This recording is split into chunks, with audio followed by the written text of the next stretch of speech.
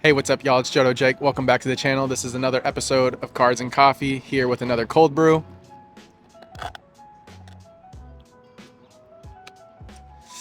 Every time, 5 out of 5 seals. Anyways, y'all, today I want to talk to you about ultra premium collections. A little bit of a history lesson, as well as my thoughts going into the ultra premium collections we are about to walk into this holiday season next year. And so let's get right into it. So before we had ultra premium collections, we had super premium collections. We had one for Dragon's Majesty. We had one for Shining Legends and Hidden Fates. Phenomenal products. I wasn't around during those releases, and I wish I was, because I'm a sucker for the Shining Legends one that came with I believe it came with the Shining Lugia and the Shining Celebi. That Shining Lugia, I wanted for a long time in a PSA 10, and it's one of those cards that I just have to let it go because my price memory. I remember when that card was so cheap in a 10, and now it's been realized that that card is hard to grade.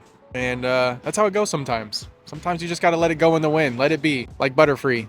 Anyways, so yeah, we had the super premium collections, and we even had a Generations one, which was also an awesome product. I believe the Generations one came with the XY Mew and Mewtwo promo. I think I had both at one point. And funny story is, I think I sold those to Blake Martinez on eBay. And if you don't know who Blake Martinez is, that's okay. It's not a big deal. He came and went. Let's just say that. He reached out to me on eBay when I listed them, and I thought that was crazy. But anyhow, phenomenal products. When we think of ultra premium collections and the super premium collections, we're thinking of like the highest caliber of a collector box for the Pokemon TCG. At least that's how Pokemon has framed it, right? And so for me, they are a product for the collector, at least most of the time. Now, our first real big ultra premium collections was Celebrations. I was here for that. And it was an interesting one because that was during the pandemic Logan Paul era of 2021, and it was hard to get. I actually struck out on the first 2 or 3 waves, and then I was finally able to lock in 2 through Best Buy. And so I locked in 2, one for me and then one for my partner, and she opened hers. And it was fun because I don't typically open a lot of products, so for me to experience that with her was great. And that's the one set, Celebrations, that my partner actually collected and she completed. She still has that binder. She actually has a more complete Celebrations binder than I do because she has those special commemorative Charizard and Pikachu cards that are basically reprints of base set Pikachu and base set Charizard. Those cards are special for grading reasons, for the significance in the hobby, being metal cards, not just like gold textured cards, but actually physical metal material. The Celebrations Ultra Premium Collection came with a lot. It was 17 of the Celebrations packs, and it came with, I think, the first 3 or 4 sets of Sword and Shield. So you had Sword and Shield base, I think that had Rebel Clash, Vivid Voltage, and Darkness Ablaze, if I remember that correctly. It sounds right. Fact check me in the comments. And I can't remember how many of those packs. I want to say it was like 9, maybe 12 of those. But you get a lot. You get all of those packs, the Celebrations packs. You get the 2 metal cards that I mentioned, as well as 2 gold cards, just actual physical cardboard cards, which was the Pokeball and I believe a Pikachu. They were just gold textured cards as sealed promos. And then you get all the, higher quality material, TCG related stuff like the dice. I think you get a playmat and a few other things. It's a great product. It looks premium. The box itself is nice. It has the foiling. It has the drawers that you would pull in and out. I know there's probably a lot of collectors that actually still use theirs to this day to store singles or maybe even card savers, sleeves, and so forth. It was actually a really nice quality product, and it had like a magnetic closure, which was a nice little touch from a product design standpoint.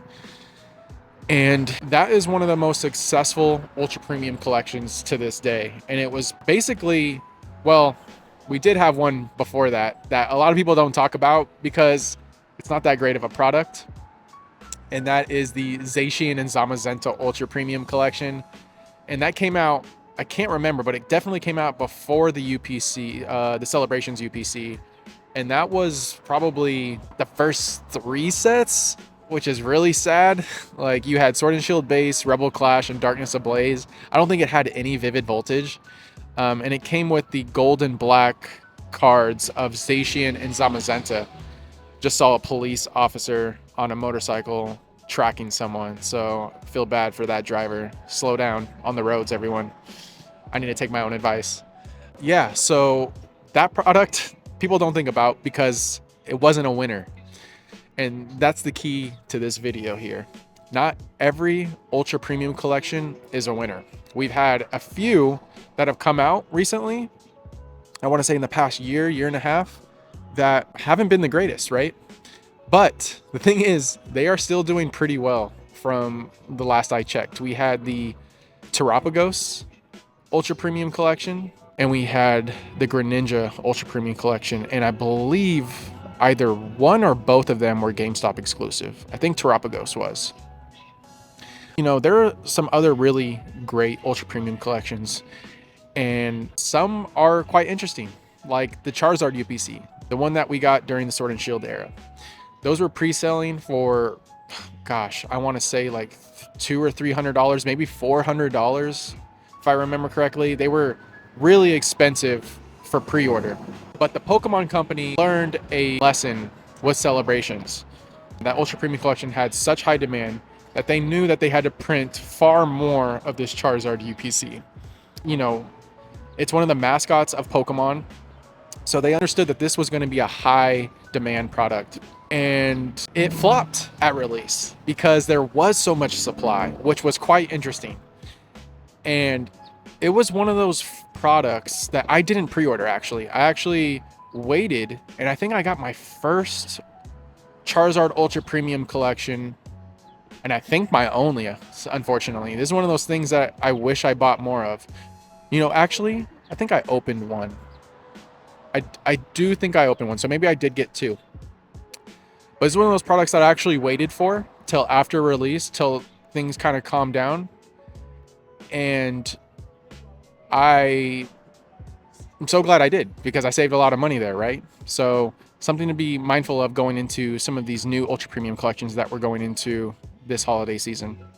But what makes that Ultra Premium collection so unique is it flopped so bad that it got down to, I think, the 60s or 70s.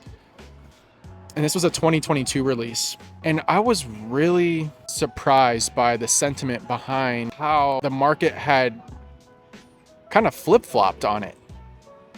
And it was one of those things that I've kind of taken with me as a learning in this hobby going forward into future Ultra Premium collections. I looked at the Celebrations Ultra Premium Collection. It's 25th anniversary product. It has a lot of significance to the Pokemon TCG. And so the Pokemon Company was going to make a product that people wanted for a long time. And they did that. The current price of the product aligns with that. And I looked at the Charizard Ultra Premium Collection and I go, this was when it was cheap. And I go, why is this not doing as well? And I think the hobby got scared because of how much the Pokemon Company printed. It's one of those psychological things where if it's readily available and anyone can get it, nobody wants it. And that idea will go into the next Ultra Premium collection as well, and how I took advantage of it. And I was buying Charizard UPC promos because that Charizard UPC was actually a fantastic product that encapsulated most of Sword and Shield, because it was a 2022 release. I think it had up till Lost Origin, if I remember correctly. I know it didn't have Silver Tempest, but it had up to Lost Origin. So you had Lost Origin, you had Astral Radiance, you had Evolving Skies packs, Fusion Strike packs, phenomenal Sword and Shield packs with alt arts. I believe it had battle styles as well, and Vivid Voltage. Maybe it had some Sword and Shield base. Remind me in the comments again. It's been so long. But the most important thing is that it came with a promo pack of some of the best Charizard alt arts we got in the Sword and Shield block. We got the Charizard V after the Charizard V battle from Brilliant Star. So it's continuing that storyline by a different artist, and it's a fantastic promo. And then we got the VMAX, the Godzilla, the Charizardzilla VMAX alt art, which I believe did not come to Japanese, but it did come to Chinese. So it's a really it's almost an English exclusive. I'm really curious what the Chinese one is going for.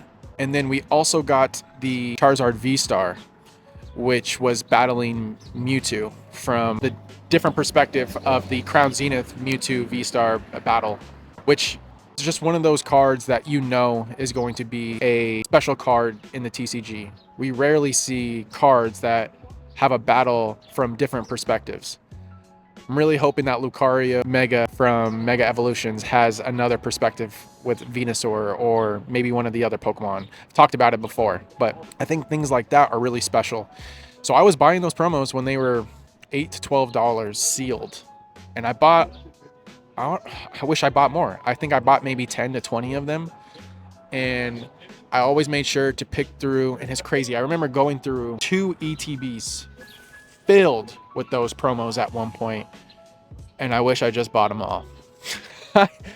The amount of times I have said that to myself is actually hilarious, but live and you learn. And this is just a phenomenal product that I think has one of the, most favored Pokemon of Pokemon ever. So it's just a no-brainer ultra premium collection. Then we go into 151. We go into the ultra premium collection for 151 that came with 14 151 packs. It came with, I believe, 3 promos. It was the Mew EX, which was the special illustration rare. It came with the Gold Mew Full Art EX, but it's the actual metal card. It changed the metal surface. It used to be more glossy to a more matte finish, which I think probably helps it grade a little bit better. And then it also came with the Mewtwo illustration rare. And to me, I'm all set. Like that's enough for me, right? It also came with a awesome Mew playmat, which I still have. I think I just bought that separately. I don't think I ever opened 151 Ultra Premium Collection. I own 4 of them.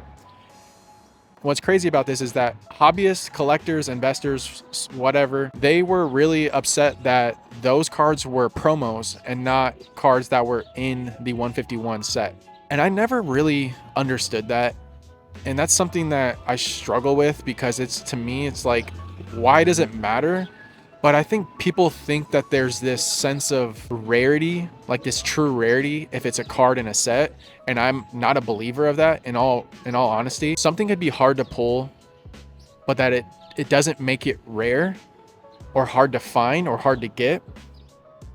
And that's a whole topic in itself that I want to talk to everyone about in a future episode. So if you want to see that, here's where I shill my channel. I don't do this often. If you enjoyed this video, make sure to like, comment, and subscribe. Tell me, which ultra premium collection you're excited for this holiday season. That's it. Back into it. So it's one of those things that I never understood. I love promos. The hobby loves promos. They are a special part of the TCG in every language. We look at what we have with Chinese right now. We have exclusive Chinese cards. We have exclusive Chinese promos, Japanese promos. We have Taiwanese promos. It's a unique aspect to the hobby. It has in a way, some historical significance to the TCG based on how they're released, right? And so whether it's a promo or it's a card in the set, those cards, the Mew and the Mewtwo, are beautiful. So I bought a ton of the Mews, and I wish I bought a ton of the Mewtwo's. I don't know why. They were cheaper. But I bought, I don't know, close to 100 of those Mew EXs when they were $2 to $3 a piece. And promos like that are destined for success, in my opinion. It checks all of the boxes. It has all of the fundamentals to make it a desirable card for collectors, for investors, for people that like to grade, because promos aren't easy to grade. If you have to pick the right one and understand that, you know, some are printed a lot more poorly than others. The Charizard UPC promos were printed terribly. They were cut terribly. Something about the foiling they used too made it easier for them to nick while they were cutting them. So you found a lot of them to have weird corners, weird edges like that were lifted. And so that's why a lot of those promos have gone up so much, because they aren't easy to grade. Like the Vaporeon and Flareon and Jolteon's collection boxes, those aren't easy to grade. They're just the way that they were printed in production. Just unfortunately, it is what it is. And so, regardless, I was buying a lot of these, and I held onto them sealed, and they went up quite a bit over this last boom that we went into, right? They went almost up to $100. I started selling towards the top. I don't think I ever sold any at 100, but I probably sold a lot at around the 70 to maybe 60 range. The ones that weren't gradable. And I kept a lot of the ones that I think would grade well. And I was always cautious with that. I should be less cautious. I'm such a picky buyer that if it's a card that I believe in, I should just trust my gut regardless and just buy them. And not be so critical on the quality of the promo when I'm buying in volume. But phenomenal ultra premium collection, and from a phenomenal set. So it has everything going for it. And I was buying those on TikTok. I was buying those from Costco when they were 60 to 80 bucks. I never paid MSRP for those products. I'm thankful. I mean, to be honest, I would probably buy more ultra premium collections at their current price from this set, because I am a true believer in 151, but we won't get into that. You guys know that watch the channel that I believe in that set long term. And then after 151, next ultra premium collections that we got is the Terapagos. One that I forgot to mention from Sword and Shield actually was the Arceus ultra premium collection, which had, I believe, metal cards, but there was no unique aspect to that collection box. It was a really nice box, but I think it was also a GameStop exclusive. And I think that's doing fairly well on the secondary market too.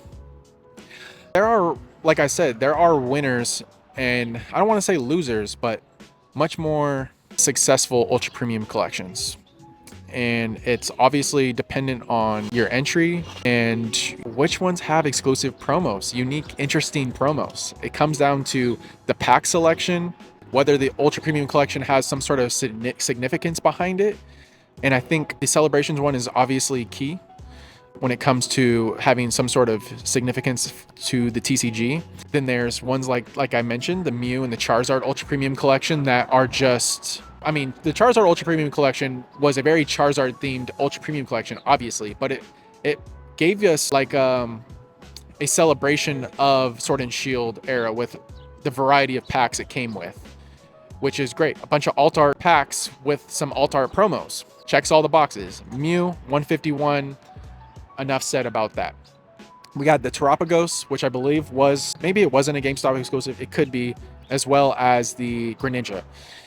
Those aren't winners in my mind, although they are up much more than what they were when you could buy them at GameStop at MSRP. I'm sure they're like in the 200s right now, but those are slow. I don't think those will ever have the demand like the ones I mentioned prior. And we're going into, by the time this goes live, we have just dropped 2 ultra premium collections. 2 on the same day. That's what Pokemon decided to do. We have the Mega Charizard Ultra Premium Collection, which looks phenomenal. It has the Oricorio Shinji Kanda promo, which I am a believer in, regardless of the Pokemon. The artist behind it, the card itself, it's beautiful. And then it comes with that other Charizard Mega Attack promo card, which I'm also a believer in. I think those cards will look really good in collector's binders. They will look good graded, but it's another unique promo. And unless they reprint those into a set, they will be a special promo. So keep that in mind. I believe this Mega Charizard Ultra Premium Collection has a variety of both ME and Scarlet and Violet packs. So I want to say that's the first Ultra Premium Collection to include 2 different blocks in one box, which is, I think, interesting. And this is just popping up in my mind as I rant about this. And I don't know how that will carry, but I think it's something to be mindful of. and it's Charizard. It's the best Mega Charizard. Like, sorry why, but X is the winner. And so I think this Ultra Premium collection will be printed a lot if Pokemon is doing what they did in the past. And so I think there will be a lot of opportunities to buy this Ultra Premium collection, but don't ignore it entirely. It's something to keep a pulse on every month or so and kind of seeing, like, you know, I forgot who mentioned it, but someone said that sentiment is really hard to, I think it was Earn, honestly. I think I was just watching Earn last night. But he said that sentiment is really hard to keep a pulse on because it changes so quickly. And so I would just be keeping an eye open and checking on this product from time to time. You don't have to go out and spend, I don't even know what it's pre-selling for, what, $200 to $300? Have patience on this, and I think it'll work out for you. The other Ultra Premium collection, which is going to be a unique one, I've talked about it in a video on my channel in the past. At the time, I did not know it was a GameStop exclusive, and that is the Team Rocket's Moltres Ultra Premium collection. I think it's very interesting that they decided to put a stamp on a special illustration rare. The list of packs, it couldn't be inaccurate, but they only had like 2 or 3 Team Rocket or Destined Rivals booster packs, along with a variety of other Scarlet and Violet packs. I'm not sure if it has mega packs. It might not. But it has 3 Moltres promos, all stamped, all from the set of Destined Rivals. So this one's interesting. I do think that Moltres is a buy. It's a special illustration rare. It's got a stamp on it. I mean, I don't think I need to go much more into that. It's really going to be dependent on the price of that promo. And that drops on the same exact day as the Mega Charizard X Ultra Premium collection. So we're getting bombarded with Ultra Premium collections this coming week. And people are going to have to choose. I mean, there will be people that buy both of them in large quantities. There will be, you know, collectors that buy one of each. I will probably be buying 2 to 3 of each. The promos I will be buying a lot of. Pokemon isn't playing. They're going to print a lot. It really is going to be dependent on the demand for these and how sentiment shifts as we go into this interesting sentiment where people think we're in a crash. We have Destined Rivals, a set that came out just 4 or 5 months ago, over $300. This is not a crash in our life cycle of this market. I think we're at a point where we're in the pressure phase, where there is small amounts of pressure being applied to people in this hobby, whether you're a vendor, you're a shop owner, you're a collector, you're an investor, and that pressure will build and build, and there will be people that can't tolerate the pressure, and then there will be people that stick it out, and that pressure is released and opportunities are available to us in ways that we probably didn't expect. That's where my head is on the market. I don't like the word crash because it feels like such a buzzword that just is for the clicks and means something different to everyone. So now that I've talked about those upcoming Ultra Premium collections, it doesn't stop there. We're going into 2026. We're going into the 30th anniversary of Pokemon, and we will see another Ultra Premium collection for the 30th anniversary. I don't know what we'll get. I'm hoping it's Johto. We don't get a lot of Johto love in terms of, you know, historical celebration of the Pokemon TCG like we do with base set. We will probably get more base set reprints, which I'm just hoping we don't. Honestly, I've seen enough Charizards and Pikachus from base set that have been reprinted over the years, especially Charizard. I love that art. I love Arita, but come on, we need to move on and appreciate other generations, appreciate other significance in the TCG. And, you know, I'm excited for it. I think it's going to be a great product. I think it's going to be great quality. There's going to be a McDonald's promo set, most likely, and McDonald's sets for celebrations was great. Yeah. So, Ultra Premium collections, they're fantastic products. Not all of them are winners, even though they're all up. There are ones that I believe in more than others. And I think you should always be keeping an eye out for Ultra Premium collections. If you like sealed product, if you like promos, and ignore what you're hearing from the social media influencers about, what people are saying about this product.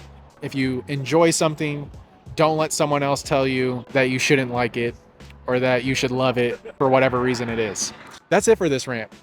I thought about this driving over to the coffee shop, and I thought it would be different from some of the Cards and Coffee episodes that I've done over the past couple months. Which ultra premium collections do you guys have in your collection? If you're looking for acrylic for your ultra premium collections, I will add in Erica's invitation.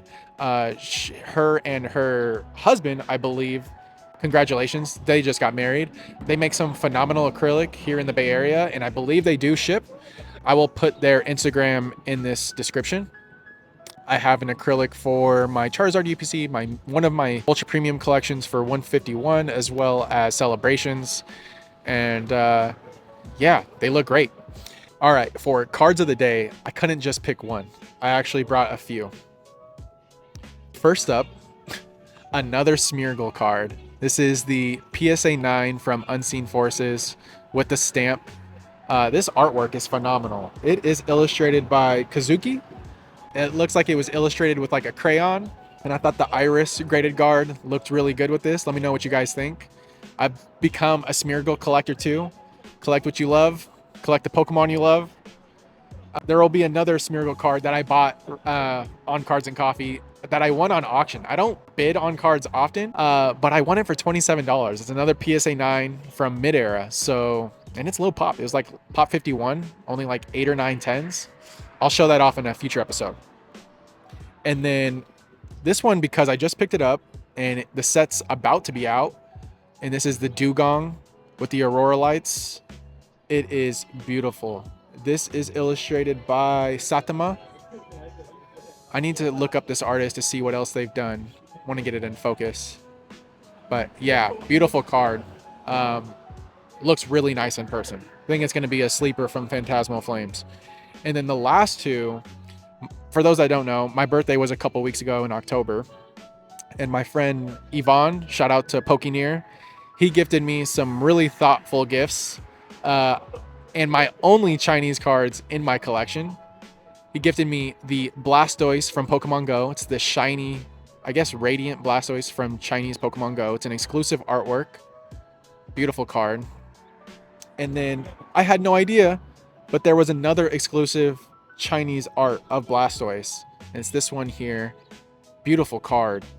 I wonder if it's going to pop up really well on screen, but yeah, really love this card. Forever pieces in my collection, and they're just raw cards. Happy with that. But yeah, if you guys have any questions to ask me for a future episode of Cards and Coffee, please leave a coffee emoji and I will answer that in a future video. It might not be the next video, but I will make sure to get to it. And and before I forget, make sure to check out Ern and I on Real Collectors, Fake Investors over on Ern Collects channel. We go live every 2 weeks on Thursdays. That schedule is a little different while we go through the holidays. We found out that one of our scheduled podcasts was going to be on Thanksgiving. And as much as I'm thankful for Ern and everyone that watches the podcast, I think it's best that we move it. So I think we're going to move it to that Tuesday.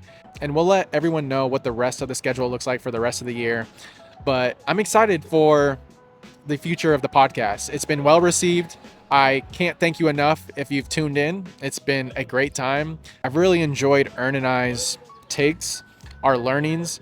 We're both collectors that enjoy different things, so we both teach each other's things here and there, and I think we really respect one another and respect each other's time, and it's kept us accountable, and I love that.